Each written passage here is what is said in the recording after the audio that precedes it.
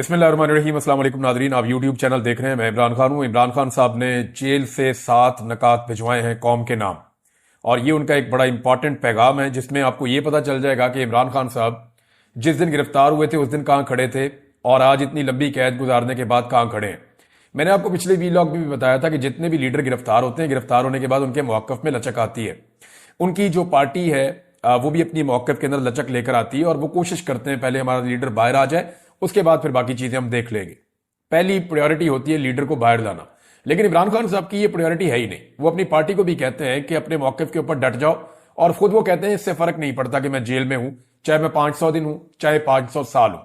اب یہاں جب آپ عمران خان صاحب کا یہ سٹیٹمنٹ سنتے ہیں تو آپ کو آئیڈیا ہو جاتا ہے کہ وہ 7 چیزیں عمران خان صاحب نے بیان کی ہیں جن کے اوپر وہ ایک قدم بھی پیچھے ہٹنے کے لیے ابھی تک تیار نہیں ہوئے۔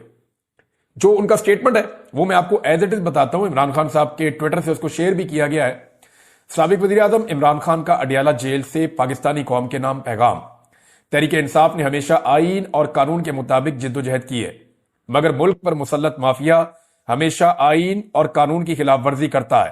9 مئی اور 26 نومبر کی تحقیقات کے لیے جوڈیشل کمیشن کا قیام اور انڈر ٹرائل اسیران کی رہائی ہمارے جائز مطالبات ہیں۔ یہ وہ 2 مطالبات ہیں جو عمران خان صاحب نے کہے تھے کہ میں اپنی سول نافرمانی کی تحریک کو روکوں گا، اگر آپ یہ مطالبات مانتے ہیں تو پھر مذاکرات اس کے بعد ہوں گے۔ میں سول نافرمانی کی تحریک چند دنوں کے لیے مؤخر کر رہا ہوں۔ اس دوران تحریک انصاف کے خد و خال اور ٹائم لائن کا فیصلہ کروں گا۔ یہ بہت امپورٹنٹ ہے۔ 7 ایسی وجوہات ہیں جن کی وجہ سے ہمارے لیے سول نافرمانی کی تحریک شروع کرنا ضروری ہو چکا ہے۔ اب سول نافرمانی کی تحریک پہ بہت تنقید ہو رہی تھی۔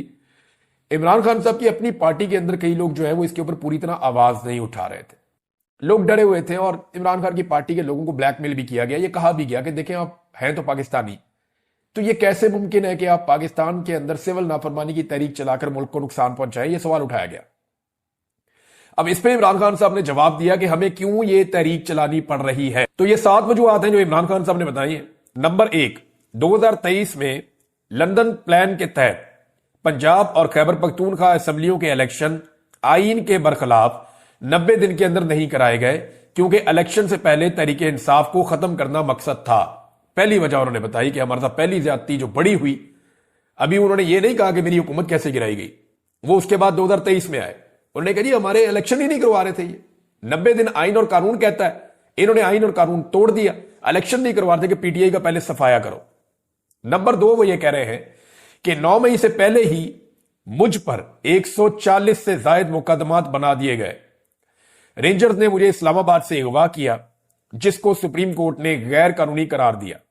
9 مئی ایک فالس فلیگ آپریشن تھا جس کے تحت ہمارے لوگوں کو گرفتار کرنا مقصد تھا۔ 10,000 افراد کو گرفتار کر کے جھوٹے مقدمات میں جیلوں میں ڈال دیا گیا۔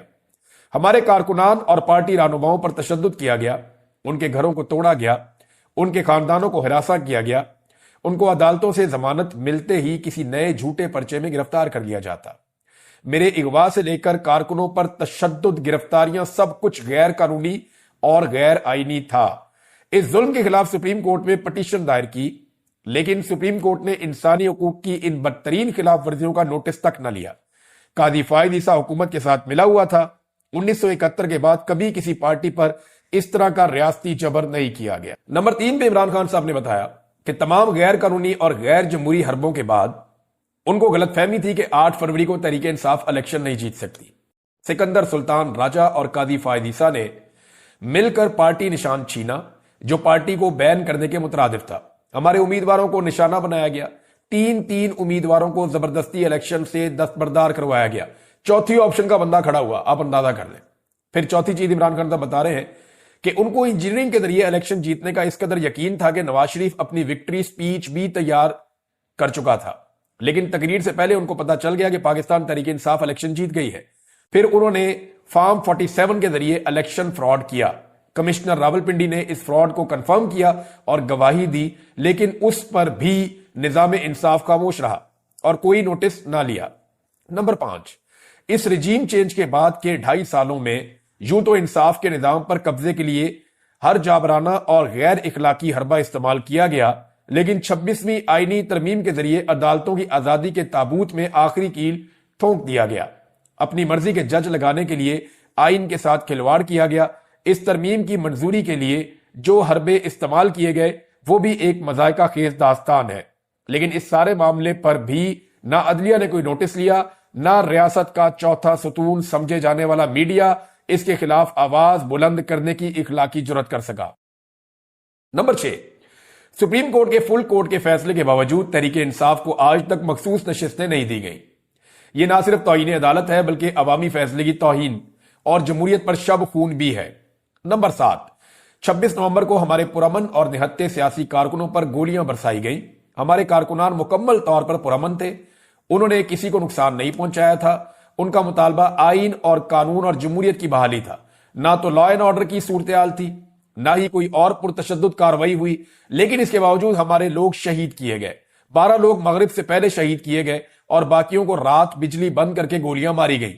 ان حالات میں جب پاکستانیوں سے تمام آئینی حقوق چھین لیے گئے ہیں، پارلیمنٹ اور سپریم کورٹ پر قبضہ کر لیا گیا ہے، پرامن احتجاج کا حق بھی چھین لیا گیا ہے، قانون اور آئین کی بنیادیں ہلا دی گئی ہیں، اپنے ہی شہریوں پر گولیاں بھی چلائی جا رہی ہیں، اداروں کو عوام کے مقابلے میں لانے کی کوشش کی جا رہی ہے، تو سول نافرمانی کی تحریک شروع کرنا قوم کی مجبوری بن چکی ہے. اس کے علاوہ اپوزیشن لیڈران کو جیل میں ملاقات کے لیے میں ویلکم کرتا ہوں.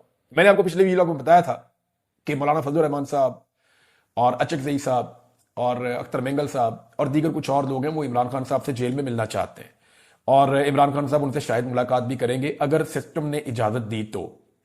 لیکن انہوں نے کہا مجھے اس حکومت سے امید نہیں ہے کہ وہ اپوزیشن لیڈران کو مجھ سے ملاقات کی اجازت دیں گے، کیونکہ انہوں نے میری پارٹی کے لوگوں سے بھی 3 مہینے سے میری ملاقات نہیں کروائی. یہ جناب عمران خان صاحب کا سٹیٹمنٹ ہے اور ان کا بڑا کلیئر سٹیٹمنٹ ہے. باقی خبریں میں آپ کے سامنے رکھتا ہوں. ناظرین، واقعی صورتحال وہاں تک پہنچ گئی ہے کہ اب عمران خان صاحب کی بات ماننی پڑے گی. یعنی نجم سیٹھی صاحب ہو گئے اور کچھ اور بھی صحافی ہیں جو عمران خان صاحب کے خلاف زیادہ تر وہ رپورٹنگ کرتے رہے ہیں، اور ان کا بیانیہ عمران خان صاحب سے متصادم رہا ہے یا نظریاتی اختلاف رہا ہے، اور یہ سب کا حق ہوتا ہے. یعنی اگر کسی کو عمران خان صاحب کے نظریے سے اختلاف ہے تو وہ یہ حق استعمال کر سکتا ہے اپنا، اور اگر مجھے کسی کے نظریے سے اختلاف ہے تو میں بھی یہ حق استعمال کر سکتا ہوں اپنا. تو یہی آزادی اظہار رائے ہوتی ہے.